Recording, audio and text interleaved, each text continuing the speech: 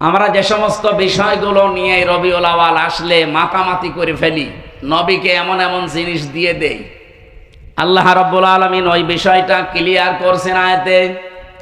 হে নবী, আপনি আপনার উম্মতদেরকে বলেন, কুল লা আকুলু লাকুম ইনদি খাযাইনুল্লাহ ওয়ালা আ'লামুল গায়বা ওয়ালা আকুলু লাকুম ইন্নী মালাক। আপনি মানুষকে বলেন, আমি কিন্তু এই কথা বলি না যে আমার কাছে আল্লাহর ধন ভাণ্ডার আছে। নবীজির কাছে যদি আল্লাহর ধন ভাণ্ডার না থাকে, এ পৃথিবীতে আর কোন আল্লাহর ওলি আছে তার দরবারে ধন ভাণ্ডার থাকতে পারে? আজকে আমি দিনের বেলা রাজবাড়ি ছিলাম, গলন্দ ঘাটের পাশে, ওর পাশেই তো আল্লাহর ওলির দরবার। ধন ভাণ্ডার নিয়ে বসে আছে খাজা, কেউ ফেরে না খালি হাতে। নবীজিকে আল্লাহ পরিষ্কার ভাষায় জানিয়েছে, নবী আপনি বলেন আমার কাছে আল্লাহর ধন ভাণ্ডার আছে, আমি এ কথা বলি না।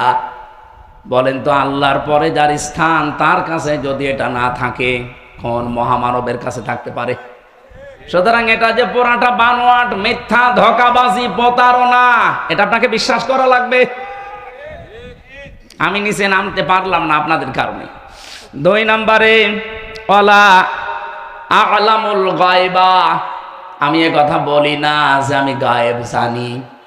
গায়েব জানা এ বিষয়টা শুধুমাত্র এখতিয়ার কার?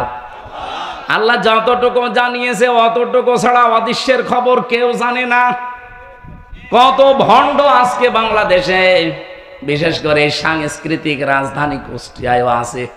ওরা কত কিছু দেখে বলে দেয় যে এই আছে। কুষ্টিয়ার স্টেশনে যান, কোর্ট স্টেশনে আল্লাহর ওলি বসে আছে, হাত দেখেই বলে ফেলে যে আপনার 3 বউ হবে। আমি বিশ্ববিদ্যালয়ে প্রথমে যখন এসেছিলাম, ওই সময় তো কুষ্টিয়ায় আমি নতুন। আমি ছোটবেলা থেকে চুয়াডাঙ্গা, বরিশাল এই সমস্ত জেলায়। 10 সালে আমার কুষ্টিয়া প্রবেশ করা। ওই সময় একজন স্টেশনে বসতো, হাত দেখে মানুষের ভাগ্য বলে দিত। আমি ওই সময় একবার দেখিয়েছিলাম, আমি তো ছাত্র। আমার এই যে মাঝখানে 3টা দাগ দেখে বলছে আপনার 3 বউ হবে। এই যে ইনার নাতি আমার ঘরে। যাক, ওই সময় তারও 1 বছর পরে আমার বিয়ে হয়েছে। সেই একটাই তো আছে, আমার তো এখনো এই ভাগ্যের রেখার সাথে মেলে না। মেলবে কিনা আমি জানি না, মেলার দরকার নেই। সুতরাং এই হাত দেখে যারা উল্টাপাল্টা কথা এগুলো বলে, ওদের ভাগ্যের পরিবর্তন ওরা করে নিতে পারে না। বিশ্বাস করেন, এগুলো সব ধোঁকা। এই যে পাথর দিয়ে যারা ব্যবসা করে, লিটন দেওয়ান চিশতি ঢাকার পান্ত পথে প্রায় 5 লাখ টাকা ভাড়া ওই ঘরটা, আর ও পাথরের ব্যবসা করে ওই দোকান ভাড়া দেয়, রাজার হালে চলে। এত দলিল দেওয়ার পরেও দেশের মানুষ এখনো পর্যন্ত সচেতন হয় না। আমি এই যে 8-9 দিন আগে এসেছি কাবা শরীফ থেকে। কাবায় যে পাথরটা, এটা জান্নাতের পাথর, কিন্তু এ পাথরের কোনো ক্ষমতা নেই। যারা বলে যে এখানে চমা দিলে গোনা সব শুষে নেয়, আমি অথেন্টিক হাদিস পাইনি। যারা পেয়েছেন একটু দেখাবেন তো। না পেয়েছেন আপনি? গোনা শুষে নেয় এরকম কথা তো আমি পেলাম না। কোথায় পেয়েছে আল্লাহ জানে। হযরত ওমর মাঝে মাঝেই পাথরের দিকে তাকিয়ে একটা ছড়ি বা লাঠি নিয়ে বলতেন, পাথর, আমি শুধু দেখেছিলাম যে নবীজি তোমাকে চুমা দিয়েছে, এই কারণে তোমারে চুমা দেই। তুমি আমার ভালো করতে পারো না, মন্দও করতে পারো না। আমি যদি দেখতাম যে নবীজি তোমাকে চুমা দেয়নি, আমি জীবনে তোমারে চুমা দিতাম না, এবং কি এই কাবা ঘরের সাথে থাকতেও দিতাম না। লাঠি দিয়ে পিটিয়ে টুকরা টুকরা করে ফেলতাম। আপনি চিন্তা করেছেন কোন পাথরকে কথা বলছে খলিফা হযরত ওমর? আর আমরা লিটন দেওয়ান চিশতির পাথর নিয়ে পাগল হয়ে আছি।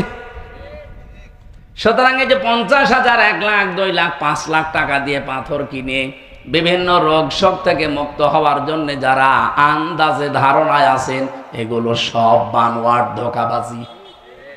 পাথরের কোনো ক্ষমতা আছে? বলেন বলেন। আমার মনে হয়, যদিও এটা বলা ঠিক হচ্ছে কিনা জানি না, অনেকের গায়ে লাগতে পারে, এই যে তাবিজ ঝুলিয়ে রাখেন বিভিন্ন, অধিকাংশ আলেমের মতে তাবিজ ঝোলানো পর্যন্ত এটা শিরিকের পর্যায়। আমার মনে হয় এটা যাদের হাতে আছে, এই যে মাজায় আছে, বিভিন্ন জায়গায় টাঙিয়ে রেখেছেন গলা সহ, এখনই খুলে ফেলে দেন। পরা কোরআনে 13 জায়গায় আল্লাহ এরকম আয়াত দিয়েছেন, আলাইসাল্লাহু বিকাফিন আবদা। আমি কি আমার বান্দার জন্য যথেষ্ট না যে ও তাবিজ নেওয়া লাগবে? অমা কুন্না আনিল খালকি গাফিলিন, আমি আমার কোন সৃষ্টি সম্পর্কে গাফেল না যে তোমার তাবিজ নিয়ে আমার কাছে আসা লাগবে। আকালা রব্বুকুম উদউনি আস্তাজিব লাকুম, আমাকে ডাকো, আমি আল্লাহ ডাকের সাড়া দিয়ে দেব। ওয়াইদা সালাকা ইবাদি আন্নি ফাইন্নি করিব, আমার সম্পর্কে জিজ্ঞাসা করলে বলবা আমি শাহরগের চাইতেও নিকটে। নাহানু আকরাবু ইলাইহি মিন হাবলিল ওয়ারিদ। ওরা কোরআনে আমি এরকম 13 জায়গায় একই আয়াত পেয়েছি। আল্লাহ পাক এবং বান্দার মাঝখানে কোনো দালাল, কোনো মাধ্যম, মিডিয়া কিচ্ছু লাগবে না। সরাসরি আপনি ডাকবেন, আল্লাহকে সাড়া দেবে আমার মাবুদ। বলেন সুবহানাল্লাহ। কুষ্টিয়াবাসী গায়েবের খবর একমাত্র কে জানে বলেন? আরো জোরে। অন্য কেউ জানে এ কথা বিশ্বাস আমরা করব আর না? কত মানুষ এখন বের হচ্ছে, আশার বাণী দিয়ে তাদেরকে ফোলাচ্ছে হাওয়া দিয়ে, যে তোর কোনো চিন্তা নেই, তুই সামনে চলে এসেছিস। আপনি জানলেন কি করে? 1 ঘন্টা পরে কি হবে সে খবর আপনার কাছে নেই, অথচ ফেব্রুয়ারির 12 তারিখে কি হবে ও বলে ফেলছে। 1 ঘন্টা পরে কি হবে বলতে পারে না। ফেব্রুয়ারির 12 তারিখে কি হবে ও অলরেডি চোখ বন্ধ করে সব বলে দিয়েছে। আর ওরা এই কথা শুনে আবেগে লাফাচ্ছে যে না, এত বড় বুজুর্গ যখন বলেছে হলেও হতে পারে। আল্লাহ কড়া ভাষায় দিয়েছেন সাবধান। আপনি বলেন যে ওয়ালা আলামুল গায়বা, আমি গায়েবের কিচ্ছু জানি না। তাফসিরে ফি জিলালিল কোরআনে সাইয়্যিদ কুতুব রাহমাতুল্লাহ আলাইহি লিখেছেন, ওয়ালা আলামুল গায়বা দিয়ে আল্লাহ রাব্বুল আলামিন নবীকে এই কথা বলতে বলেন যে আপনি বলেন আমি গায়েবের কিঞ্চিত জানি না। আল্লাহ যদি কিছু জানায় সেটা ভিন্ন কথা। 3 নম্বরে ওয়ালা আকুলু লাকুম ইন্নী মালাক, আমি এ কথা বলি না যে আমি ফেরেশতা। এই কথাগুলো নবীর শানে, যেহেতু এ মাস আসলে বিভিন্ন মানুষ আবেগে আন্দাজে চালিয়ে দিতে পারে, আরো বিভিন্ন জিনিস চালিয়ে দেয়। আল্লাহ পাক এগুলো আমাদেরকে জানিয়ে এই কথায় প্রমাণ করতে চেয়েছেন, নবী আপনি বলেন হ্যাঁ আমি তোমাদেরকে কি শোনাই তোমরা জানো? ইন আত্তাবিউ ইল্লা মা ইউহা ইলাইয়া, আমি শুধুমাত্র অনুসরণ করি যতটুকু আল্লাহ আমাকে ওহী করে জানায় অতটুকু। কুল হাল ইস্তাবিল আ'মা ওয়াল বাসীর, বলেন যারা চক্ষুষ্মান এবং যারা অন্ধ, যারা ভালো এবং মন্দ পথে আছে তারা কি দুইজনের সমান? আফালা তাতাফাক্কারুন, এরপরেও কি তোমরা চিন্তা ভাবনা করবা না? এতটুকু বাংলা অর্থ ছিল। এবার আসেন তো, যেহেতু সিরাতের মাস আরম্ভ হয়েছে, নবীজির জন্মের মাসাংশে আমরা সিরাত মাহফিল দিয়ে থাকি, মিলাদ মাহফিল দিয়ে থাকি। বাংলাদেশের কুষ্টিয়া, চুয়াডাঙ্গা, মেহেরপুর এই অঞ্চলের এই 22-23টা জেলা বাদ দিয়ে অন্যান্য জেলাগুলোতে যে আপনি যদি মিলাদের বিরুদ্ধে শক্ত কথা বলেন, স্টেজে আপনাকে অপমান করে ফেলবে। অথচ যেই কথাটা আমরা সঠিকভাবে তুলে নিয়ে আসতে চাই ওইটা আমাদের বলতে দেয় না। মিলাদ এবং সিরাত এই 2টা শব্দ, আমি সেদিন ওই যে ভার্সিটির আগে কোন জায়গায় যেন একটা টাচ দিয়েছিলাম যে এই পৃথিবীর ময়দানে শ্রেষ্ঠ মানুষ যেহেতু মুহাম্মদুর রাসূলুল্লাহ, তার জন্ম বৃত্তান্ত নিয়েও যদি আপনি আলোচনা করেন, যেটা মিলাদ নামে আমরা মনে করি, মিলাদ মানে ওয়ালাদুন থেকে, এটার বাংলা অর্থ জন্ম বৃত্তান্ত। নবীজির জন্ম বৃত্তান্ত আপনি আলোচনা করেন, মিলাদ অনুষ্ঠান করি, অসুবিধা নেই, কিন্তু ওখান থেকে যে শিক্ষা দিতে চাই ওইটা আপনাকে নেওয়া লাগবে। মিলাদ যারা মানুষকে দিয়ে দেন, আমাদেরকে ডাক দিয়ে হুজুর মিলাদ পড়ে দেন, আমি মিলাদের যতগুলো শিক্ষা পেয়েছি তার অন্যতম শিক্ষা এইটা। একটু ভালো করে শুনবেন, এটা যদি মানতে পারেন আপনি মিলাদ দেন, আমি আপনার মিলাদ পড়াবো কালকেই। যদি মানতে না পারেন আপনার মিলাদ দেওয়ার দরকার নেই, আপনার আরো গোনা হবে। এক নম্বরে, এটা সিরাত ইবনে হিশামের ভেতর থেকে বলছি, বিশ্ব নবী পৃথিবীতে আসার পরে সর্বপ্রথম যেই মহিলার দুধ পান করেছিলেন ওনার নাম উম্মে আইমান। দ্বিতীয় যে মহিলার দুধ আল্লাহর নবী তার আপন মা বাদ দিয়ে পান করেছিলেন, এ মহিলার নাম হযরতে হালিমাতুস সাদিয়া রাদিয়াল্লাহু তাআলা আনহা। সিরাত ইবনে হিশাম, এ মহিলা এসে যখন নবীকে কোলে তুলে নিয়েছে, ডান স্তন দিয়েছে, তিনি পান করলেন, বাম স্তন মুখে লাগিয়েছে, উনি মুখ বের করে নিলেন। হযরতে হালিমা বলেন, একবার, দুইবার, তিনবার তার মুখে আমি স্তন দিলাম, তিনবারই তিনি বের করে দিলেন। চোখের ইশারা দিয়ে আমাকে জানাতে চাই, মা হালিমা জোর করেন কেন? আমি জানি আপনার একটা সন্তান আছে, তার নাম আব্দুল্লাহ। আমি তো ডান স্তন আমার হক অধিকার ছিল, আমি পান করেছি। বাম স্তন আমার এটা অধিকার না, আমার হকও না, এটা আমার দুধ ভাই আব্দুল্লাহর অধিকার। ও মা হালিমা, ভালো করে বোঝেন, এ পৃথিবীতে আমি ভাইয়ের হক নষ্ট করার জন্য আসি না, এসেছি ভাইয়ের হক ফিরিয়ে দেওয়ার জন্যে।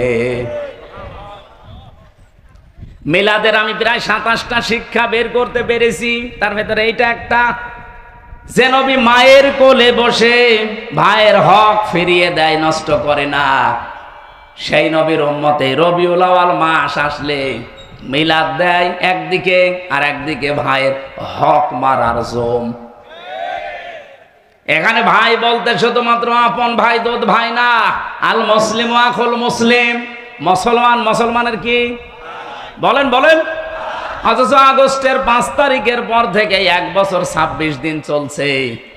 1 বছর 25-26 দিনে আমরা দেখলাম বহু মুসলমান ভাইয়ের অনেক হক নষ্ট করে ফেলেছে। বিশেষ করে খাজানগর কবরহাটে, কথা বলছেন না, কত মানুষ এই জায়গাতে দেখলাম, হাজার হাজার লক্ষ লক্ষ কোটি টাকা তারা অলরেডি শুধু চাঁদাবাজির মাধ্যমে, অথচ চাঁদাবাজি করে এই টাকা দিয়ে আবার এই রবিউল আউয়াল মাস আসলে আমারে ডাক দিয়ে বলে, হুজুর মিলাদ পড়িয়ে দেন। কিসের টাকা? চাঁদাবাজির টাকা। বিশ্বনবী মায়ের কোলে বসে ভাইয়ের হক নষ্ট করে না, আর আপনি এত বড় হয়ে গেছেন, রবিউল আউয়াল মাসে মিলাদ দেবেন। কি দিয়ে মিলাদ দিচ্ছেন? একটা একটা করে যদি এখন নিচে নামা হয়, আমার মনে হয় আমি সবাই ধরা খেয়ে যাব। ও দরকার নেই, অন্তত এদিক ওদিকে 5 কেটে চলে যায়। এবার আমার প্রশ্ন, এই পৃথিবীতে বিশ্ব নবী আসার পর থেকে আজকের এই দিন পর্যন্ত বহু মানুষ নবীর শুধু মিলাদ, জন্ম এইটা মেনেছে, খুশি হয়েছে, বেজার হয়েছে, কিন্তু নবীর আদর্শ যেটা, সিরাত যেটা, তার জীবনী যেটা, শুধু জন্ম বৃত্তান্ত না, তার জীবনী, এই কথাগুলো যখনই তাদেরকে মানতে বলা হয়, এ মানুষগুলো শুধু মিলাদ মানতে রাজি, সিরাত মানতে রাজি না। আমি সেই প্রথম থেকে আরম্ভ করছি, নবীর আপন চাচা, আমি 11 জনের নাম পেয়েছি, তার ভেতরে 4 জনের বেশি আলোচনা হয় আমাদের। 2 জন চাচা মিলাদও মেনেছে, সিরাতও মেনেছে, এই 2 জনেই জান্নাতি। আর 2 জন চাচা শুধু জন্ম মিলাদ মেনেছে, সিরাত তারা মানে নাই, 2 জনেই জাহান্নামী। একজন আবু তালেব আর একজন আবু লাহাব, এ 2 জনই আপন চাচা। আপনি তাদের পুরা জীবনী পড়ে দেখেন। আমি তো আবু লাহাবের পুরা জীবন পড়েছি, আবু তালেবেরও জীবন পড়েছি। ওরা নবীর মিলাদে, জন্মে এত খুশি ছিল, নিজের কাজের মেয়ে সোয়াইবিয়াকে পর্যন্ত আজাদ করে দিয়েছে, মুক্ত করে দিয়েছে, টাকা দিয়ে কিনে নিয়ে আসা মেয়ে, কাজের মেয়ে, দাসীবাদী। এত খুশি হয়েছে নবীর জন্মে যে আমার ভাই আব্দুল্লাহ নেই, আমার ভাইয়ের ঘরে একটা সন্তান এসেছে, এই খুশির সংবাদ দেওয়ার কারণে আমি তোরে মুক্ত করে দিলাম। আবু তালেব এত খুশি ছিল নবীর জন্মে, বিশ্ব নবীর জন্মে সে খুশি শুধু না, নিজের ছেলে আলীকে কোনোদিন কাছে রাখে নাই, মুহাম্মদ রাসূলুল্লাহকে রাতের বেলা কাছে রাখতো। এই দুইজন চাচার জীবনী পড়ে সর্বশেষ যেটা পেয়েছি, যখনই তাদের কাছে নবীজির সিরাত, তার আদর্শের কথা নবীজি তুলে ধরলেন, এই দুইজন লোক তো মানেই নাই। আবু তালিবের জীবনী পড়তে গিয়ে দেখলাম এই লোকটা যখন মারা যায়, নবীজি তার মাথার কাছে গিয়ে বলেছিলেন, ইয়া আম্মি আবি তালিব লা ইলাহা ইল্লাল্লাহ হাজ্জুল লাকা ইনদাল্লাহি ইয়াউমাল কিয়ামা। বুখারী শরীফের হাদিস। চাচা আপনার জোরে বলা লাগবে না, শুধু আস্তে করে আমার কানের কাছে মুখ নিয়ে আল্লাহর একত্ববাদের স্বীকৃতিটা দেন, রিসালাতের স্বীকৃতি আপনার দেওয়া লাগবে না। শুধু বলেন লা ইলাহা ইল্লাল্লাহ মুহাম্মাদুর রাসূলুল্লাহ বলার দরকার নেই, এটা আমি নিজে জানি। শুধু আপনি আল্লাহরটা দেন, আমি আপনাকে গ্যারান্টি দিচ্ছি এই মুহূর্তে কিয়ামতের দিন আল্লাহর সামনে আপনার ব্যাপারে আমি ঝগড়া করে জান্নাতে নিয়ে যাব। পাশে দাঁড়িয়েছিল আবু জেহেল, আবু সুফিয়ান। ডাক দিয়ে বলে, নেতা পড়বা, সারা জীবন বাপ দাদার ধর্ম মানলে এখন নতুন ধর্ম অনুসরণ করে কলঙ্কিত হবা। মানুষ তোমাকে কাপুরুষ বলবে, ভীরু বলবে, সারা পৃথিবীতে একটা বদনাম হয়ে যাবে তোমার। ও আর পড়ে না। ডাক দিয়ে বলে, মোহাম্মদ ভাতিজা আমার, তোমাকে আমি ভালোবাসি, তোমার সেই জন্মের দিন থেকে আজকের এ পর্যন্ত আমি তোমার পেছনে আছি, কিন্তু তোমার এই আদর্শটা আমি মানতে পারলাম না। তোমার নিয়ে আসা এই আদর্শ মেনে নিলে আমি মারা যাব, এখন মানুষ আমার বদনাম বের করবে, তুমি আমারে মাফ করে দিও। বলেন তো মাফ করার মালিক কি নবীজি না আল্লাহ? সঙ্গে সঙ্গে কোরআন আয়াত নাযিল হয়েছে, ইন্নাকা লা তাহদি মান আহবাবতা ওয়ালাকিন্নাল্লাহা ইয়াহদি মাইয়াশা। হে নবী, আপনি যাকে ভালোবাসেন তাকে হেদায়েত দিতে পারেন না, বরং আমি আল্লাহ যাকে চাই তাকে হেদায়েত দান করি। আর আপনার চাইতে আমি অনেক বেশি ভালো জানি। আ'লামু ইসমে তাফসিল, এটা সুপারলেটিভ ডিগ্রি। আপনার চাইতে আমি অনেক বেশি ভালো জানি যে হেদায়েতটা পাবে কে। এই লোকটা আপনার মিলাদে খুশি ছিল, আপনার জন্মে খুশি ছিল, সারাটা জীবন আপনাকে বাড়িতে রেখে খাওয়িয়েছে, লালন পালন করেছে, কোলে নিয়েছে, কাকে নিয়েছে, পিঠে নিয়েছে, মাথায় নিয়েছে, কিন্তু আপনি আদর্শের কথা বলতে গেলে এই লোকটার মানে নাই। এই জন্য আমি আল্লাহ তাকে মাফও করি নাই। এরপরও হাদিসের শেষ অংশে আছে, নবীজি নিজে আবু তালিবের কবরের পাশে দাঁড়িয়ে বলেছিলেন, আল্লাহ আমার চাচা আবু তালিবকে মাফ করে দেন। সঙ্গে সঙ্গে জিবরাইল এসে বলে, হে নবী হাত নামান। কার জন্য হাত তুলেছেন? এই লোকটা আপনার চাচা, আমি জানি। আল্লাহ পাক আমাকে পাঠিয়েছে, লোকটা আপনার চাচা, আল্লাহ ভালো করে জানে, কিন্তু লোকটা তো মুশরিক। কি বলেন বলেন? সূরা তাওবার 113 নম্বর আয়াত নাযিল হয় ওই সময়, মা কানা লিন-নাবিয়্যি ওয়াল্লাযীনা আমানু আইয়াস্তাগফিরু লিল মুশরিকিন ওয়ালাউ কানু লি কুরবা ইলা আখিরি আয়াত। কোন নবীর জন্য এটা শোভনীয় না, জায়েজ না, উচিত না। শুধু নবী না, মা কানা লিন-নাবিয়্যি ওয়াল্লাযীনা আমানু, এবং ঈমানদারদের জন্য এটা জায়েজ নেই যে কোন মুশরিক যদি মারা যায় তার জন্য আল্লাহর কাছে ক্ষমা চাবে, মাফ চাবে। কোন নবীর জন্যও জায়েজ নেই, ঈমানদারদের জন্যও জায়েজ নেই। আপনি চিন্তা করতে পারেন যে নবী জীবনে হাত তোলা লাগে নাই কোনোদিন, মনের ভেতরে কামনা আসলে কবুল হয়ে গেছে। এখান থেকে শুধু আঙ্গুল তুলেছিলেন, আকাশের চাঁদ পর্যন্ত খণ্ড হয়ে গেছে। পা তুলেছিলেন, আরো সে চলে গেছে। ওনাকে এমন পাওয়ার আল্লাহ দিয়েছিলেন, হা বললে হালাল হয়ে যায়, না বললে হারাম হয়ে যায়। তাকে সারে বলা হয়, শরীয়ত প্রণেতা। এই নবী হাত তুলে বসে আছে চাচার জন্যে। আল্লাহ হাত শুধু ফেরত দেয়নি, ফতোয়া জারি করে দিলেন যে শুধু আপনার জন্য না, কোন ইমানদারদের জন্য এটা জায়েজ নেই, কোন মুশরিকের জন্য ক্ষমা চাবি আমি আল্লাহর কাছে। কারণ আমি এত রেগে থাকি মুশরিকদের প্রতি। ওয়াকাদিমনা ইলা মা আমিলু মিন আমালিন ফাজআলনাহু হাবাআম মানসুরা। সূরা ফুরকানের 23 নম্বর আয়াতে আছে, মুশরিকরা যে আমল নিয়ে আল্লাহর কাছে উঠবে, ওর ভেতরে শিরিকের গন্ধ আল্লাহ দেখবে, ধুলি কণার মতো ওর মুখের উপরে নিক্ষেপ করবে।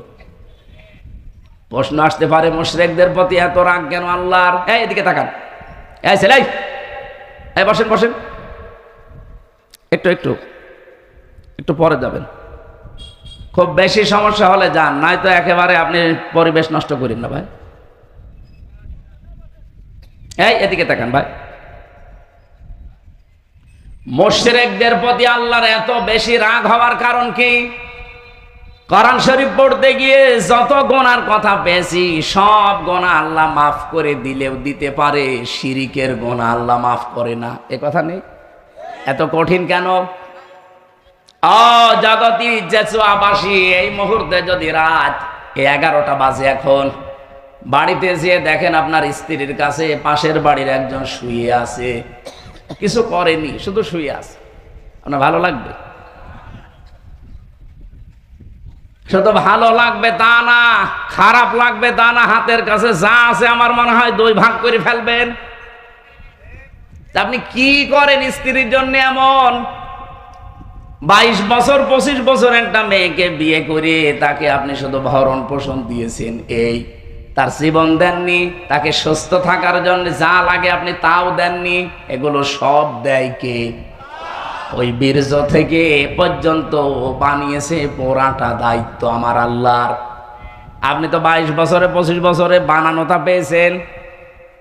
আপনি 22 বছরের পরে পেয়েই যদি আপনার এত অধিকার হয় স্ত্রীর উপরে কিছু জিনিস দেওয়ার মাধ্যমে, সেই বীর্য থেকে শুরু করে আমির হামজা পর্যন্ত যিনি বানিয়েছে, আমার বাবা মা শুধু বিছানায় ছিল, এতটুকুই শেষ।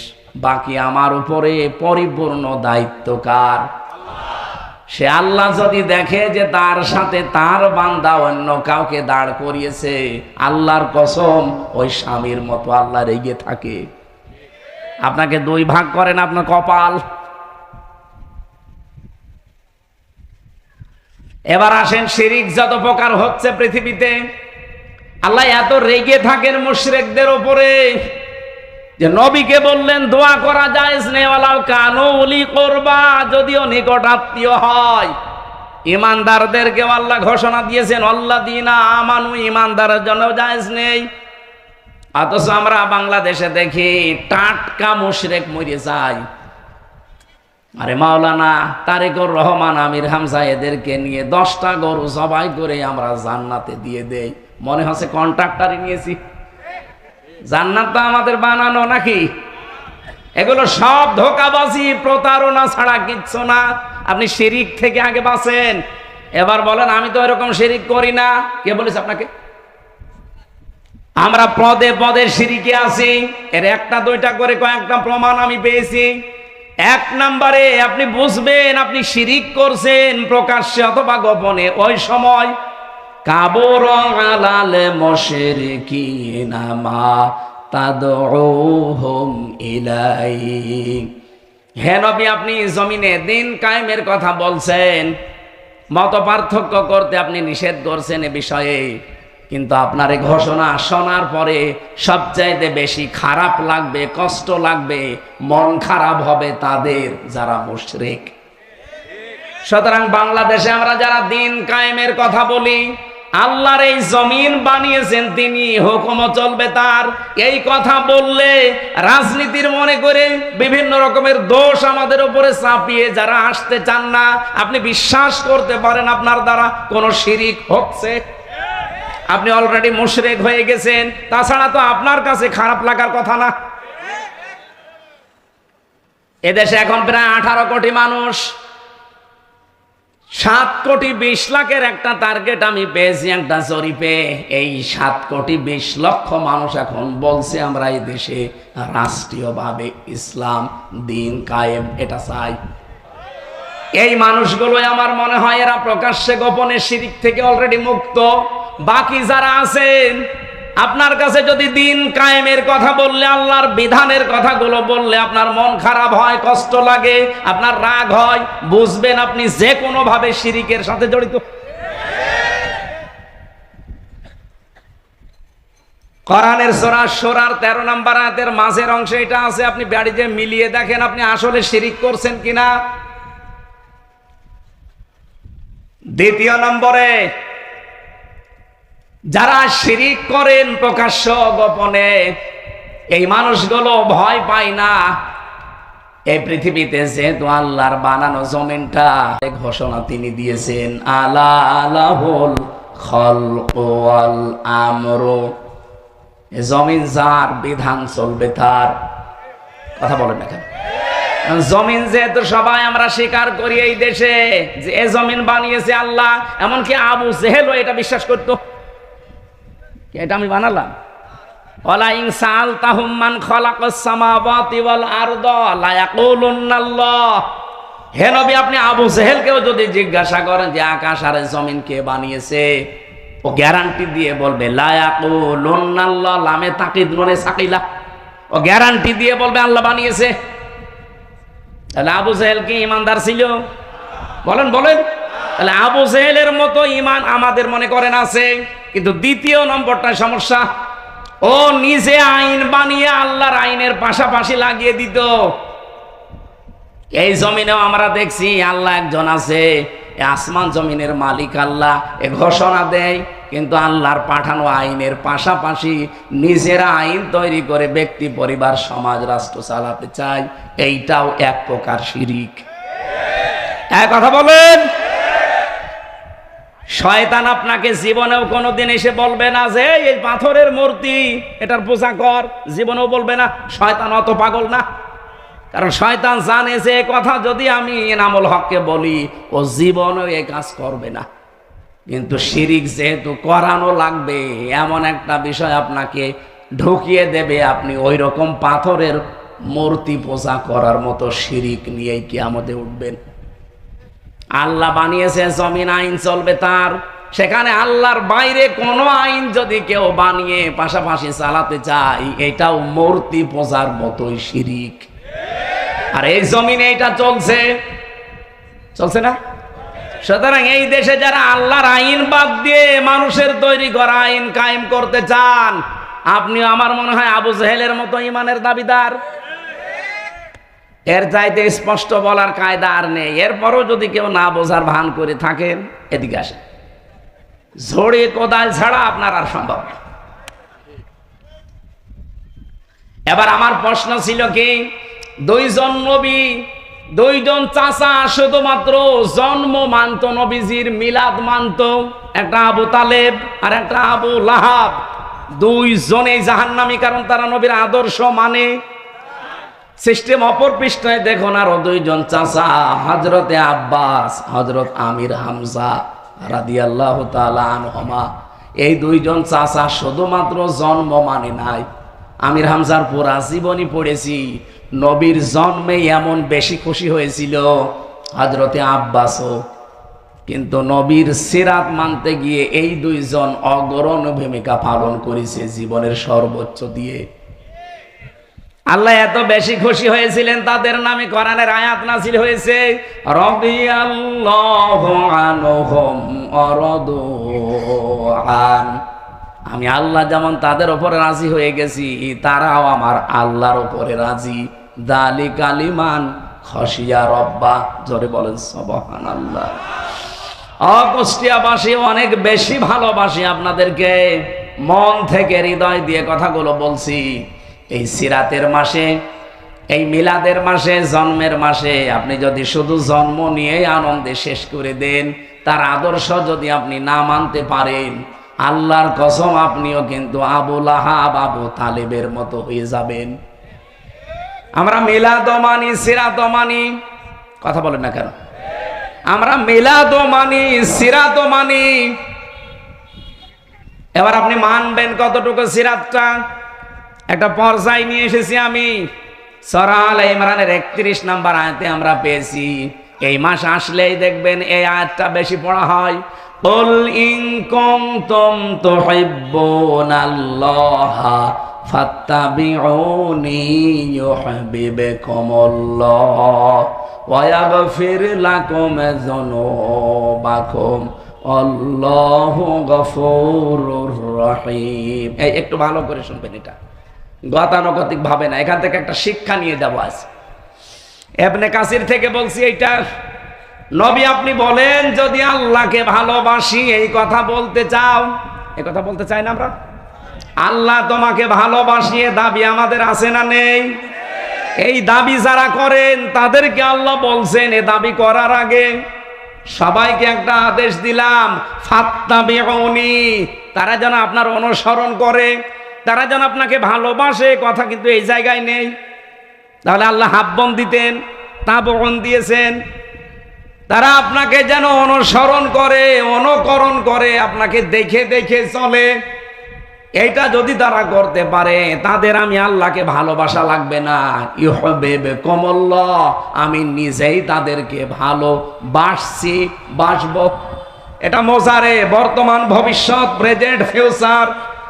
অকুষ্টিয়াবাসী আয়াত সে জন্মের পর থেকে আমরাও শুনছি। এবার আসেন তো এখান থেকে একটা তথ্য নিয়ে আসি। আল্লাহ পাক ইউহিব্বুকুমুল্লাহ দিয়েছেন, আপনাকে ভালোবাসা আল্লাহ এখন আরম্ভ করছে এবং ভবিষ্যতেও বাসবে যদি আপনি নবীকে অনুসরণ করার সিদ্ধান্ত নিয়ে আপনি লেগে পড়েন। এবার আমার প্রশ্ন, নবীকে আপনি যে অনুসরণ করবেন এটা কি আংশিক না পূর্ণাঙ্গ? বলেন বলেন, আপনি নিজের দিকে তাকিয়ে বলেন তো, আপনার অনুসরণ নবীজির হচ্ছে এটা কি আংশিক না পূর্ণাঙ্গ? মাথা থেকে পা পর্যন্ত হয়তো আছে, পরিবারের দিকে তাকালে আপনার অনুসরণ আর নবীর মতো হয় না। পর্দা যে একটা ফরজ বিধান, এই জায়গায় অনেকের কিন্তু খামখেয়ালিপনা। এক কথা বলছেন না কেন? পরিবারের দিকে, সমাজের দিকে তাকান, রাষ্ট্রের দিকে তাকান, অর্থনীতির দিকে তাকান, রাজনীতির দিকে তাকান, একটা একটা করে যত জীবন আছে, কোন জায়গায় আপনার পূর্ণাঙ্গ অনুসরণ হচ্ছে আপনি নিজের বিবেকের কাছে প্রশ্ন করেন। তাহলে আমার আল্লাহর প্রশ্ন ছিল, তোমরা যদি অনুসরণ করো নবীকে আংশিক, বলেন বলেন। বাস্তবে তো আমরা বহু দেখেছি যারা আংশিক অনুসরণ করেছে, তারা আল্লাহর এই ঘোষণা ছিল ইউহিব্বুকুমুল্লাহ, নিজে আল্লাহ তাদের ভালোবাসবেন, ওয়া ইয়াগফির লাকুম যুনুবাকুম, আল্লাহ শুধু ভালোবেসে শেষ করে দেয় না, তাদের মাফ করে দেয়। কতটুকু? জামবন না জুনুব বহু বছর, আপনার একটা গোনাও আল্লাহ রাখবে না, সব মাফ করে দেবে যদি আপনি নবীকে অনুসরণ করার সিদ্ধান্ত নিতে পারেন। আংশিক না পূর্ণাঙ্গ? এ পৃথিবীতে বহু মানুষকে আমরা বললাম তারা আংশিক অনুসরণ করেছিল।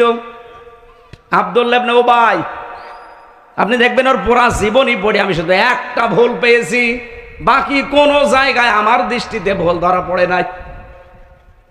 একদিন মসজিদে নববীতে নবীজি বললেন আল্লাহর কাছে দুইটা নাম প্রিয়, একটা আব্দুল্লাহ আর একটা আব্দুর রহমান।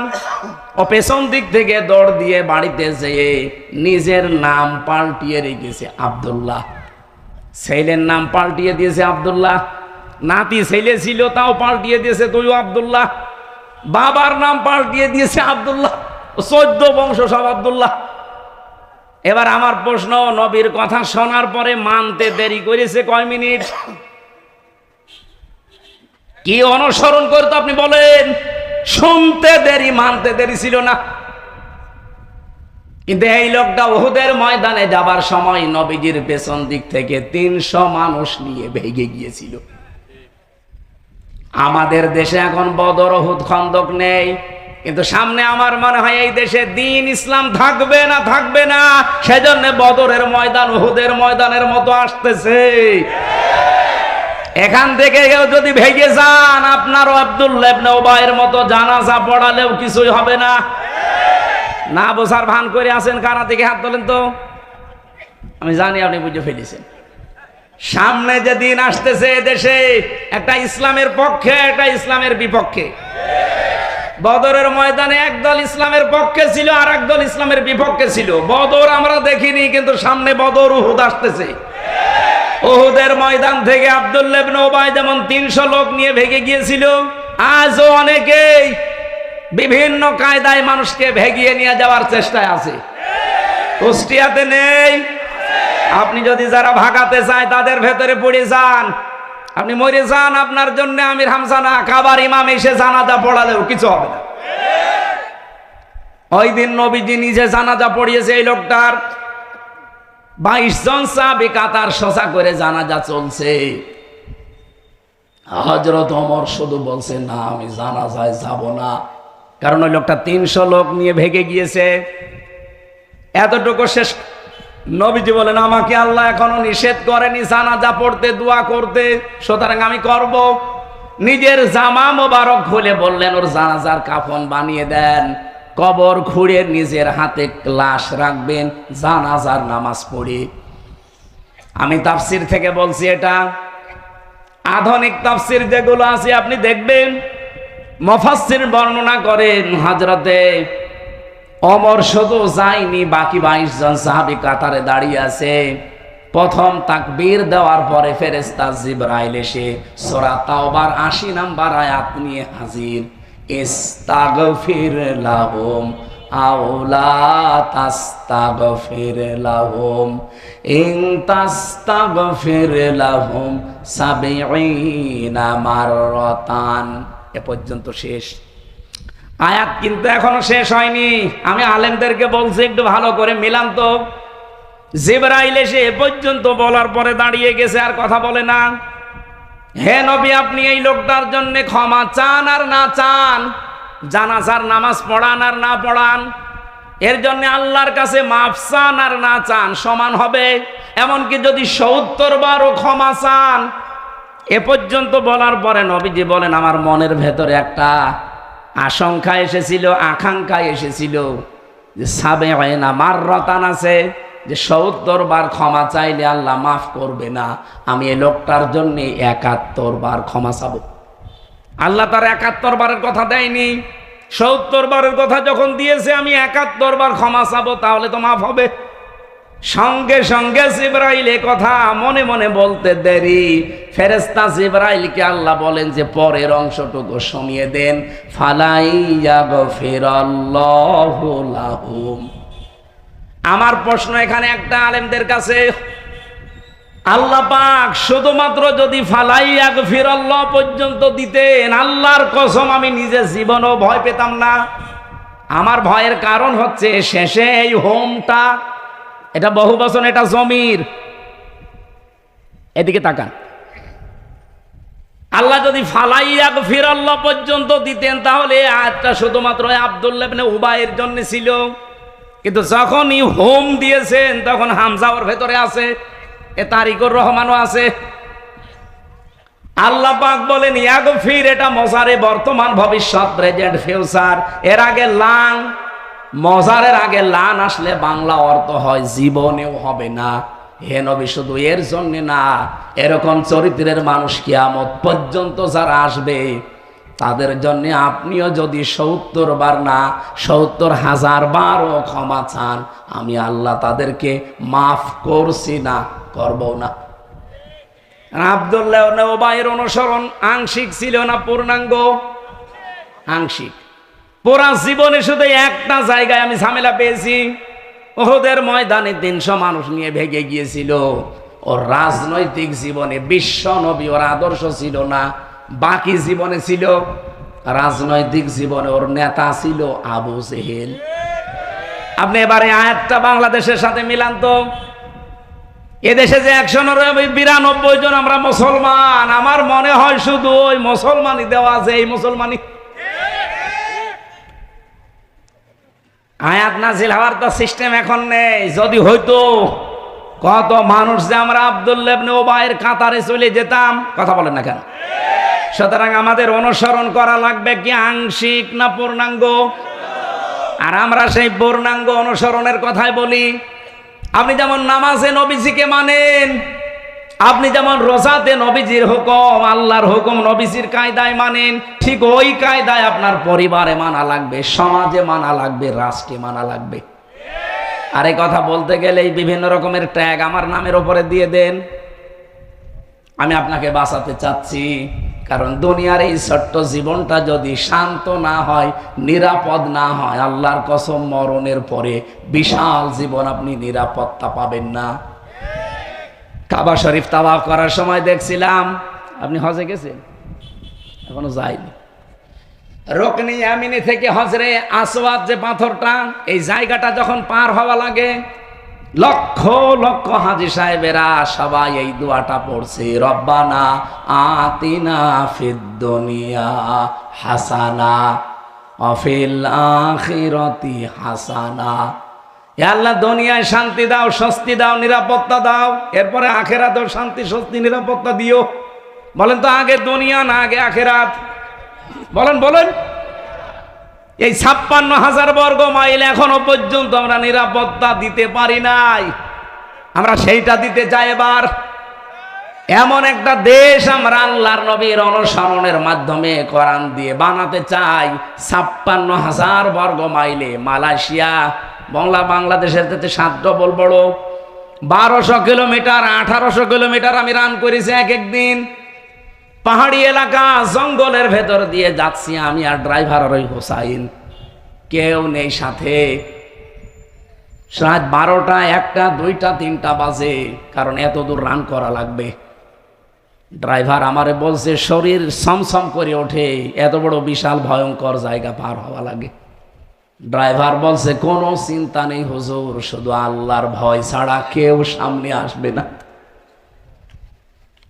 আমরা তো ওই রকম একটা বাংলাদেশ দেখতে চাচ্ছি, যেখানে এই 1150 কিলোমিটার আমরা পার হয়ে যাব, কোনো চিন্তা থাকবে? বলেন বলেন। আল্লাহর কসম এটা বানানো সম্ভব। ইদা কানা উমারাউকুম খিয়ারুকুম, যখন তোমাদের এই জমিনে যারা নেতা, যারা দায়িত্বশীল, এই মানুষগুলো সর্বোত্তম চরিত্রের অধিকারী হবে। বাংলাদেশে এই 54 বছরে কত এমপি হোস্টেল থেকে মেয়েদের কান্নার আওয়াজ পাওয়া গেছে? আমি এটা বানিয়ে বললাম? বলেন। ওয়াগনিয়াউকুম সামাহাউকুম, দেশের ধনী মানুষগুলো যখন দানশীল হবে। ওমরুকুম শুরা বাইনাকুম, পরিবার থেকে রাষ্ট্রের কাজ সব যখন পরামর্শের ভিত্তিতে করা হবে। ফাজহারুল আরদি খায়রুল লাকুম মিন বাতনিহা, নবীজি বলেন কবরে যাওয়া লাগবে না, এই জমিনটাই তোমাদের জন্য উত্তম, জান্নাতের মতো হয়ে যাবে। ওয়াইদা কানা উমারাউকুম শিরারুকুম, যখন এই জমিনের শাসক গোষ্ঠী, বিশেষ করে নেতা যারা দায়িত্বশীল, এরা চরিত্রহীন হয়ে যাবে, এরা খারাপ প্রকৃতির মানুষ হবে, এরা নষ্ট মানুষ হয়ে যাবে। ওয়াগনিয়াউকুম বুখালাউকুম, যখন জমিনের ধনী মানুষগুলো কৃপণ হয়ে দাঁড়াবে। ওমরুকুম ইলা নিসাইকুম, যখন সব পরামর্শ মেয়েদের সাথে করে করা হবে। পরিবার থেকে রাষ্ট্র পর্যন্ত সব পরামর্শের কাজগুলো মেয়েদের সাথে করে হবে। ফাবাতুল আরদি খায়রুল লাকুম মিন যহরিহা, আমি নবী বলছি তখন জমিনের উপরে আর থাকার দরকার নেই, কবরে চলে যাও, ভালো লাগবে। আমরা কবরে এখনই যেতে চাই না। হাদিসের এই 2টা পাথের প্রথম পাঠটা তৈরি করার সময় এখন বাংলাদেশে চলে এসেছে। কথা বলেন না কেন? এদেশে এখন সত্যি যদি 300 এমপির ভেতরে 151 জন এবার আল্লাহর কসম যদি ইসলাম কোরআন বুকে নিয়ে যেতে পারে, এমন একটা দেশ আমাদেরকে উপহার দিতে পারবে, কিয়ামতের আগে দেশে ইসলামের কাছ থেকে কেউ নিতে পারবে না। এই জন্যই জালেমদের এত ভয়, এই জন্যই দাদাদের এত ভয়। দাদারা ভালো করে জানে যে একবার যদি দেশে ইসলাম রাষ্ট্রের ক্ষমতায় চলে যায়, আর ওদের যা চরিত্র, ওরা তো 1 বছরে 26 দিনে অলরেডি অনেক কিছু দেখিয়ে ফেলেছে। বাংলার মানুষ এখন বিশ্বাস করতে আরম্ভ করেছে।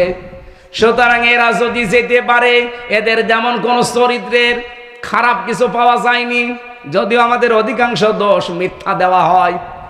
বাংলাদেশে 54 বছরে ইসলামের ওপরে যত দোষ দিয়েছে ইসলাম পন্থীদের ওপরে, সবগুলোই মিথ্যা বানোয়াট।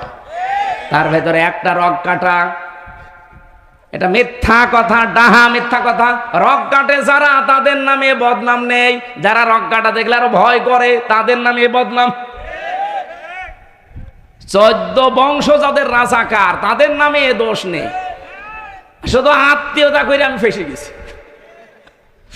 37 জন রাজাকার বাংলাদেশ জামাত ইসলামীতে, তাও ওদের বানানো রিপোর্ট অনুযায়ী। তারপরে 11 জন মরে গেছে। এরপরে কয়েকজন অসুস্থ, তাদের আর নড়াচড়ার ক্ষমতা নেই। আর যারা এই স্লোগান তোলে এখন, তাদের 1040 জন অলরেডি তাদের তালিকায় আছে রাজাকারের। ঝাঁঝর যদি এসে বলে শুই যে তোর পেছনে বিশাল ফোঁটা, ওরে চড়ানো দরকার নেই। আমার তো ফুটো একটা, আর ওর কত হাজার হাজার, ওর 1040টা ফুটো, আর আমার একটা নিয়মে দিয়ে আছে। সুতরাং এই বানোয়াট বিষয় সব ঢাকা পড়ে যাবে। আগামীতে একটু আসতে দেন, সময় যেহেতু আসতেছে, আমরা যদি কাজে লাগাতে না পারি, এই তো 54 বছর চলছে, 154 বছরও আপনি আর মুখ দেখাতে পারবেন না। আর আপনি না আর 100 বছর বাঁচলেন বলেন, যদি এই জমিনে দিন কায়েম না হয়, এভাবে শয়তানের তৈরি করা আইন দিয়ে চলতে থাকে, আপনি কি দিয়ে মুখ দেখাবেন কবরে? কারণ কবরে যতগুলো প্রশ্ন, নামাজের প্রশ্ন নেই, রোজার প্রশ্ন নেই, জাকাতের প্রশ্ন নেই, সবগুলো প্রশ্ন আপনি দেখেন এই জমিনের উপরে এই বিষয়গুলো নিয়ে তৈরি করা। মার রব্বুকা, তোমার রব কে ছিল? রবের 19টা অর্থ হয়। সামারাইজ করে যদি 5টা বলতে হয়, তার প্রথম অর্থ রব মানে লালন পালনকারী, রব মানে সৃষ্টিকর্তা, রব মানে আইনদাতা। আপনি যদি কবরে বলেও ফেলেন যে আমার রব আল্লাহ, ফেরেশতা কিন্তু এক চড়ে দাঁত মুখ যা আছে সব করে ফেলবে, বলবে রব আল্লাহ মানে, রবের যে অর্থ মানে রব মানে আইনদাতা। একটা আইন চলতো, কি বলবেন আপনি? কিছু বলতে পারবেন না। 2 নম্বরে যে লোকটাকে দেখানো হবে যে মান হাজার রজুল, এই লোকটা কে ছিল? আপনি যদি বলেন হাজা নাবিজ্জনা মুহাম্মাদুর রাসূলুল্লাহ, ইনি আমাদের নবী ছিল। নবী মানে কি? না না, নবী শব্দটা নাবা থেকে এসেছে। নাবা মানে সংবাদ। আপনি দেখবেন সংবাদ লিখতে গেলে ইংরেজিতে 4টা অক্ষর লাগে। নিউজ, NEWS, N দিয়ে নর্থ, E দিয়ে ইস্ট, W দিয়ে ওয়েস্ট, S দিয়ে সাউথ। তো তাম দুনিয়ার কিছু বাকি আছে? তাম পৃথিবীর সব খবরাখবর দিয়ে আল্লাহ পাক নবীদেরকে পাঠিয়েছিলেন। এই জন্য যাকে দেখানো হবে, আপনাকে এই সম্পর্কে ধারণা থাকা লাগবে। আপনি কুষ্টিয়ার খবরই রাখেন না, দেশ তো বাদই দিলাম। আপনাকে খবর রাখা লাগবে, নবী মানে সংবাদ। 3 নম্বরে যেটা বলা হয়, মা দিনুকা, তোমার ধর্ম কি, না তোমার জীবন ব্যবস্থা কি। জীবন ব্যবস্থা মানে আপনি যে টয়লেটে যান, এটাও জীবন ব্যবস্থার ভেতরে নেই। বাম পা দিয়ে প্রবেশ করবেন, ডান পা দিয়ে বের হবেন, মাঝখানে 2টা দোয়া পড়বেন, 8-10 মিনিট সময় কাটাবেন। যা সময় কাটিয়েছেন প্রত্যেকটা সময় আপনার ইবাদত। কুষ্টিয়াবাসী টয়লেটের মতো নিকৃষ্ট কাজ 8-10 মিনিট শুধু রসুলের তরিকায় দিন মেনে করলে যদি সওয়াব হয়, তো বাকি জীবনের এখনো 23 ঘন্টা 50 মিনিট, এই সময়টা আপনি দিনের উপরে চললে ইবাদত হবে না মানে কি? অনেকে বলে দুনিয়ার কাজ, দুনিয়ার কাজ বলে কিচ্ছু নেই, সব আখিরাতের কাজ। সুতরাং আমরা ইসলামকে ওই জায়গায় নিতে যা করব সব আমার আখিরাতের কাজ। আমরা নবীর জীবন থেকে শিক্ষাগুলো নিয়ে পূর্ণাঙ্গ অনুসরণ করতে চাই রবিউল আউয়াল মাসে, নাকি আব্দুল্লাহ ইবনে উবাইয়ের মতো আংশিক? বলেন বলেন। রাত অনেক হয়ে গেছে, 11:30 বাজে। এখন তাহাজ্জুদের নামাজের সময় সামনে আসতেছে, এরপরে ফজরের নামাজ। সম্মানিত মা বোন যারা এসেছিলেন, আপনাদের সম্পর্কে আলাদা হয়তো যারা 2 জন আলোচক ছিল কিছু বলেছে, আমি বলতে পারছি না। এত রাত পর্যন্ত কথা বলা ঠিক না। আবার কালকে সকাল থেকে আমাদের অনুষ্ঠানগুলো শুরু। নামের আগে মুফতি শব্দ, মাওলানা শব্দ বাদ দিলে নাকি শিরিক হয়, বিষয়টা বলবেন মেহেরবানি করে। কি বলে? নামের আগে মুফতি শব্দ, মাওলানা শব্দ দিলে শিরিক হয় কেন? মুফতি শব্দের শাব্দিক অর্থ হচ্ছে ফতোয়া দানকারী। 2 নম্বরে মাওলানা শব্দের শাব্দিক অর্থ হচ্ছে আমাদের অভিভাবক বা আমাদের পথ প্রদর্শক। আমাদের দেশে এই শব্দটা ব্যবহার করা হয় সম্মানসূচক শব্দ হিসাবে। যারা শরীয়তের বিধানের বিষয়গুলো জানাশোনার মাধ্যমে মানুষকে জানাতে পারে, তাদের নামে আমরা এই দেশে একটা সার্টিফিকেট বানিয়েছে যে কামেল পাশ করলে, দাওরা পাশ করলে মাওলানা দেওয়া হয়। এটাকে আল্লাহ রাসূল দিয়েছে। তো এই শব্দটা আমাদের নামের সাথে লাগালে শিরিক হবে। ওনারা যে হুয়া মাওলানা ওয়া আলাল্লাহি ফালাতাওয়াক্কালিল মুতাওয়াক্কিলুন, নাকি একটা আয়াত আছে না সূরা তাওবা, এইটা নিয়ে আলোচনা করে না। এই বিষয়গুলো ঠিক না। নবীজি শুধু আমাদের না, কোরআন যেমন আমাদের শুধু একা না, হাদা বায়ানুল লিন্নাস, মানুষ পদবাচ্চে যারা বিবেচিত সবার জন্য কোরআন। নবীজিও আমাদের একা না। আমার সালনাকা ইল্লা রহমাতাল লিল আলামিন দিয়েছেন আল্লাহ, রহমাতাল লিল মুসলিমিন দেন, যে শুধু মুসলমানদের জন্য রহমত করে পাঠালাম। পৃথিবীতে মানুষ যারা যত সৃষ্টি আল্লাহ বানিয়েছেন সব সৃষ্টির জন্য আমাদের নবী ছিলেন রহমত। কি ছিলেন বলেন তো? রহমত। সুতরাং তার জীবনী শোনার জন্যে, তার আদর্শের কথাগুলো শোনার জন্য আজকের এই তার জন্মের মাসে আমরা বাংলাদেশে দেখি বিভিন্ন মানুষের জন্ম, মৃত্যু, প্রত্যাবর্তন দিবস এবং জেল থেকে যেদিন বের হয় এবং জেলে যেই দিন যায় এই সমস্ত দিবস পালন করা হয়। কিন্তু যার জীবনী নিয়ে আলোচনা করলে জীবন পরিবর্তন হয়ে যায় বলে আমরা কোরআন এবং হাদিসের বর্ণনায় পাই, তাকে নিয়ে বিশ্বের মানুষেরা ওই রকম কিছু করে না। যেগুলো কিছু করা হয় আমাদের দেশে কিছু বেদাতপন্থী আছে, তারা মানুষের জামার চাইতে গেঞ্জি বড় বানিয়ে ফেলে। যা দরকার এইগুলো নিতে চায় না, ওটভট উল্টাপাল্টা কিছু নিয়ে তার সম্মান মর্যাদা যা আছে ওগুলো বাড়ানোর চাইতে শেষে শিরিক এবং বেদাতের পর্যায়ে চলে যায়। আমরা অন্তত কুষ্টিয়াতে ওইগুলো করব না ইনশাআল্লাহ। 3 নম্বরে আমরা নাম পেয়েছি, এটা সবারই আছে, সেটা হচ্ছে মা আর বাবা। কোরআন হাদিস পড়ে আমি যতটুকু পেয়েছি 3টা রহমত আল্লাহর পক্ষ থেকে সবচাইতে বড় বড় এই পৃথিবীতে এসেছে। 1 নম্বরে কোরআনে কারিম, 2 নম্বরে নবী মুহাম্মদুর রাসূলুল্লাহ, 3 নম্বরে আমাদের মা আর বাবা। তার ভেতরে আমরা কোরআনে কারিম শোনার জন্য এসেছি। 1500 বছর চলছে। পৃথিবী প্রমাণ অলরেডি করে দিয়েছে যে কোরআনের ভেতরে সন্দেহ তো নেই, সন্দেহের লেশ পর্যন্ত নেই।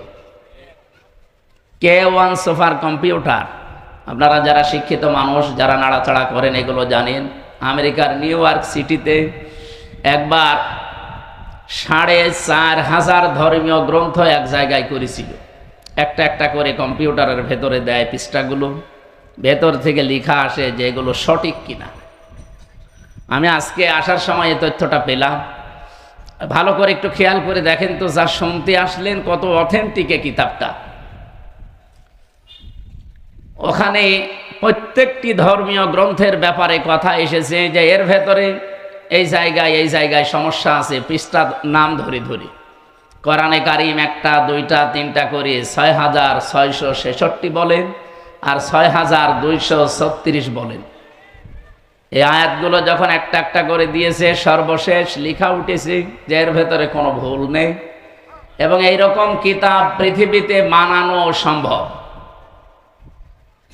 এখন যারা এতদিন পর্যন্ত পৃথিবীতে শুনেছে যে কোরআনের মতো কোরআন নাকি বানানো সম্ভব না, তারা কিন্তু এবার আশা জেগেছে। না, এতদিন শুনলাম কি মুসলমানদের কাছে, আর এখন দেখছি কি এটা তো বানানো সম্ভব, কিন্তু সময় লাগবে কতদিন? 63,000 অক্টেলিয়ন বছর লাগবে। আপনি বোঝেন এই শব্দ কি বললাম?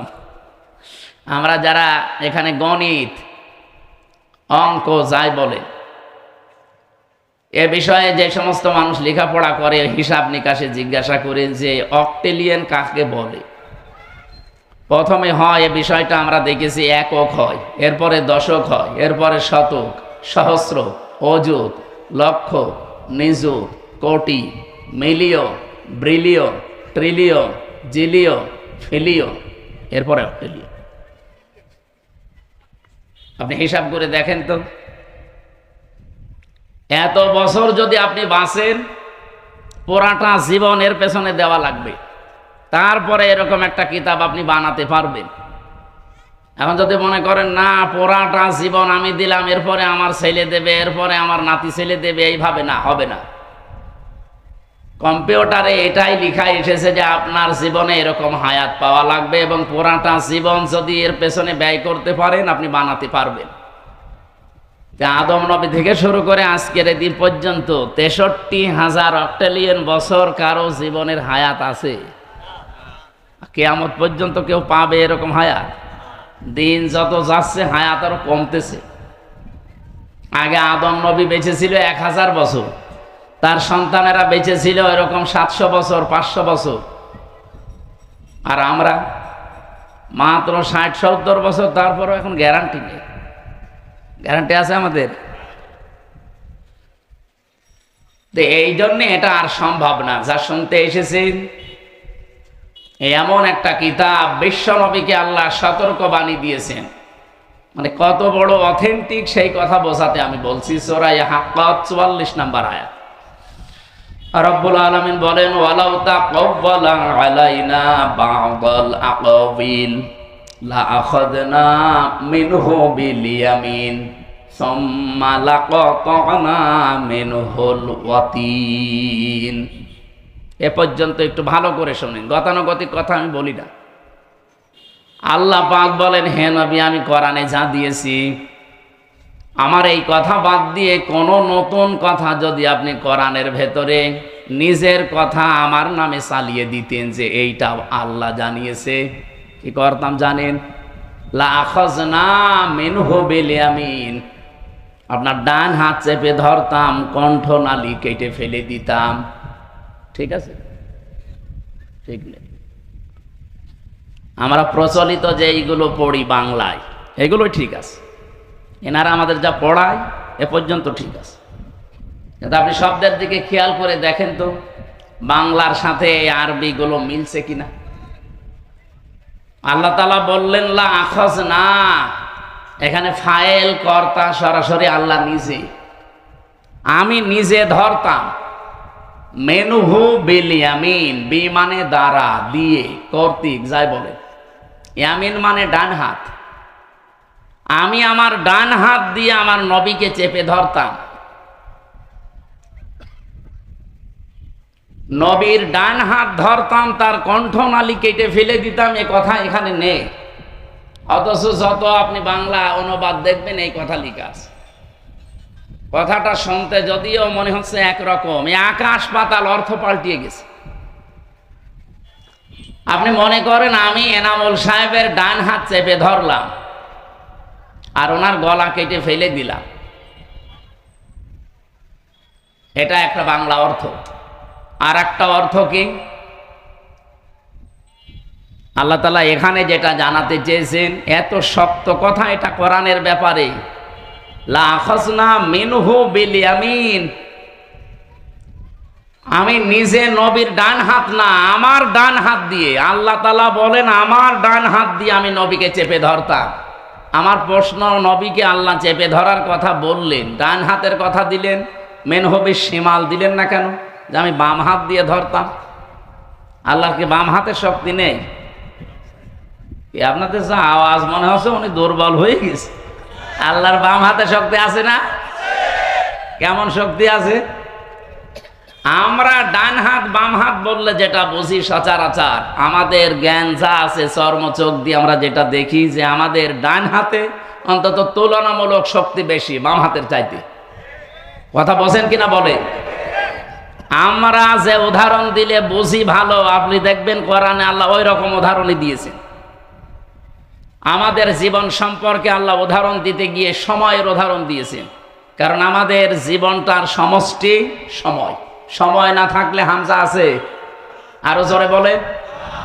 এখান থেকে 100 বছর পরে এই জায়গায় আমরা এখানে আর কেউ থাকবো না, নতুন মানুষ এসে এই জায়গাটা চাষ করবে।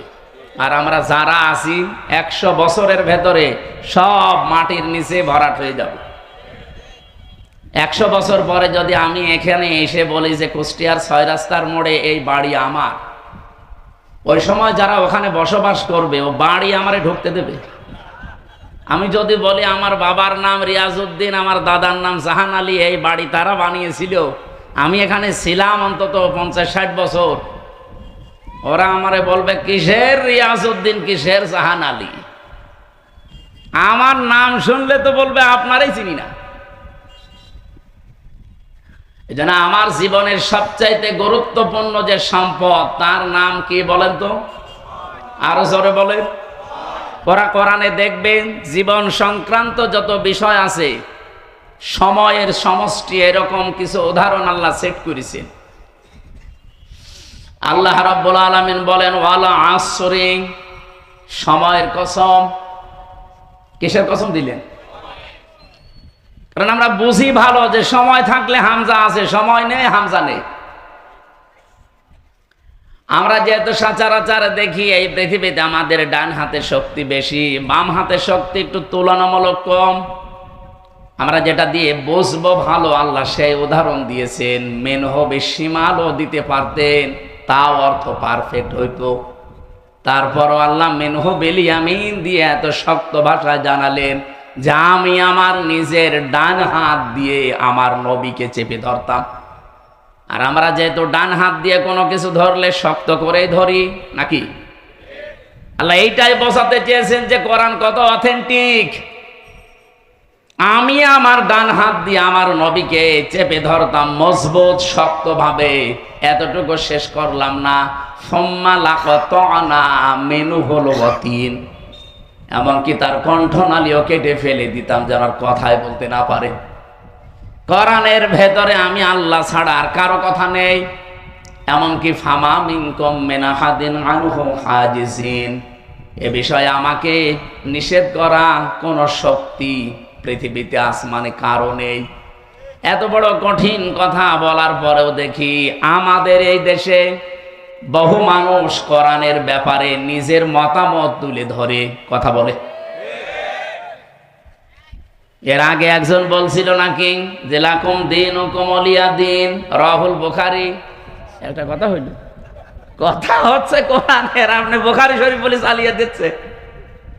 নবীজি যদি কোরআনের ভেতরে কোনো কথা চালিয়ে দেয়, তাই তার ডান হাত না তাকে চেপে ধরে ডান হাত দিয়ে তার কণ্ঠনালী কেটে ফেলার কথা।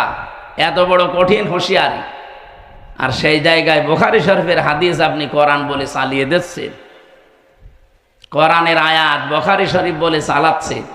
আমার মনে হয় যদি ওহী নাজিল হওয়ার সিস্টেম থাকতো, ওই মহিলার সব কাটা পড়ে যেত। যেই বলেছে এই কথা যে লাকুম দীনুকুম ওয়ালিয়া দীন, রাহুল বুখারী। আমরা কোরআনের ব্যাপারে যে কথাগুলো এখন থেকে তাহলে শুনবো, কোনো সন্দেহ নেই এর ভেতরে একটা শব্দ আজ পর্যন্ত উলট পালট হয়নি, কিয়ামত পর্যন্ত হবেও না। এইরকম একটা কিতাব শোনার জন্য আমরা বসে আছি, যে কিতাবের একটা অক্ষর শুনলে পড়লে 10টা নেকি হয়। কয়টা? আরো জোরে বলেন। ইন্নাল্লাযী লাইসা ফি জাওফিহি শাইউম মিনাল কুরআনি কাল বাইতিল খরিব, যে মানুষের অন্তরের ভেতরে কোরআন নেই, কোরআনের আলো নেই, জ্ঞান নেই, ওটা মানুষের অন্তরই না, ওটা উজাড় গৃহ, শয়তানের ঘর। আপনি চিন্তা করতে পারেন নবীজিও কত শক্ত কথা বললেন। আজ 54 বছরে যারা বাংলাদেশে দায়িত্ব পালন করেছে, আপনি দেখেন অধিকাংশগুলোর ভেতরে কোরআনের আলো, জ্ঞান, নূর ছিল না। এই জন্য আমাদের কপাল ওইভাবে উঠতে পারেনি। মা আনজালনা আলাইকাল কোরআন লিতাশকা, হে নবী কোরআন আপনাকে আমি এই জন্য দেইনি যে আপনি মার খাবেন, না খেয়ে থাকবেন, আপনি হতাশায় থাকবেন না। কোরআন আমি দিয়েছি এ পৃথিবীতে আপনি উপরে উঠবেন। আর 54 বছরে আমরা এখনো ওই জায়গায় যেতে পারি না। 21 বছরে মালয়েশিয়া যেখানে চলে গেছে।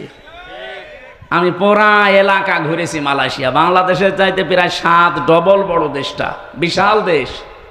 2003 সালেও তারা এইভাবে দাঁড়াতে পারে না, আমাদের মতো ছিল। অথচ এই যে 21-22 বছরে তারা দেশটাকে আজ বিশ্বের বুকে যদি 20টা দেশ উন্নত থাকে, মালয়েশিয়া একটা। সিঙ্গাপুর এ তো আরো খারাপ ছিল পর্যায়ে, তাদের চারিদিকে শুধু সাগর বেষ্টিত। সিঙ্গাপুরের যে ভূমিটা সর্বোচ্চ 42 কিলো, আমাদের কুষ্টিয়া জেলার অর্ধেক।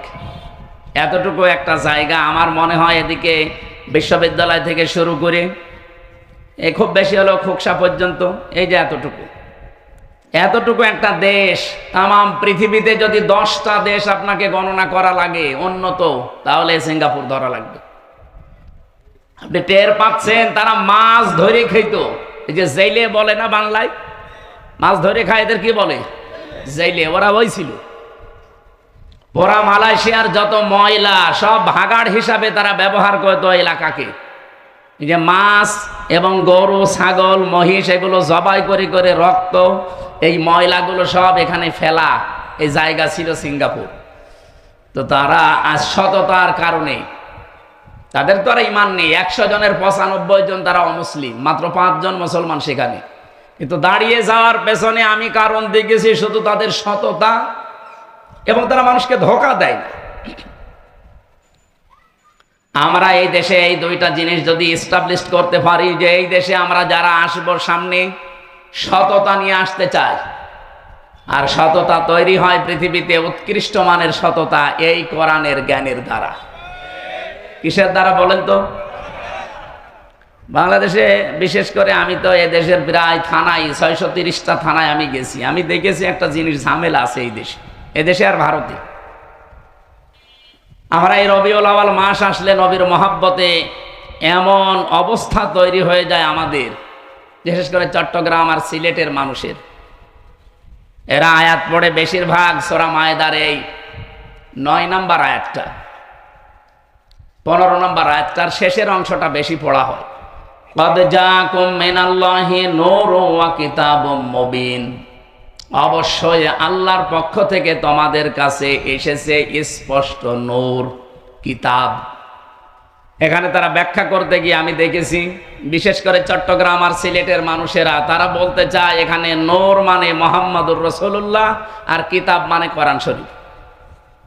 অথচ যারা তাফসীর পড়ে গভীরভাবে বোঝে এর পরের যে আয়াত, আপনি দেখেন কোন আয়াতের তাফসীর করতে হলে উসুলে তাফসীরের মূল নীতি যে 15টা, তার ভেতর একটা এইটা আছে যে আগের আয়াত পরের আয়াতের সাথে কি সম্পর্ক আছে এটা আপনাকে জানা লাগবে, না তো আন্দাজে এক আয়াত থেকে তাফসীর করতে গেলে আপনি ভুল করে ফেলবেন। এটা মূল নীতির ভেতরে পড়ে।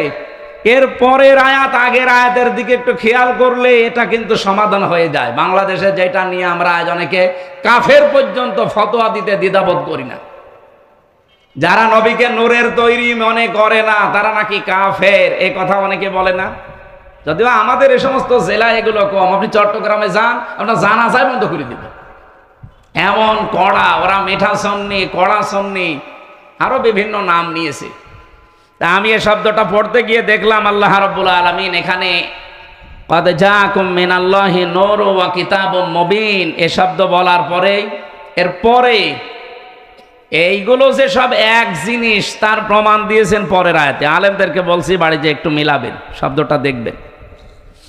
এখানে আছে অবশ্যই আল্লাহর পক্ষ থেকে এসেছে নূর, স্পষ্ট কিতাব। এখানে নূর ও যা স্পষ্ট কিতাবতা, এর প্রমাণ আল্লাহ পরের শব্দে দিয়েছেন ইয়াহদি বিহিল্লাহ, তিনি হেদায়েত দান করেন এইটার দ্বারা। এই যে বিহি, এটা 1 বছর না বহু বছর? বহু বছর, 1 বছর। তা আগের দুইটা জিনিস যদি দুইটা হবে তাহলে আল্লাহ এখানে বিহি মা দিতে পারতো না?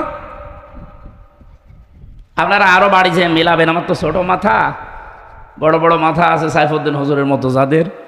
ইয়াহদি বিহিল্লাহ, আমি এইটার দ্বারা হেদায়েত করি। যেহেতু আল্লাহ 1 বছর দিয়েছেন, সুতরাং কোরআন ও যা নূরতা, স্পষ্ট কিতাব ও যা নূরতা।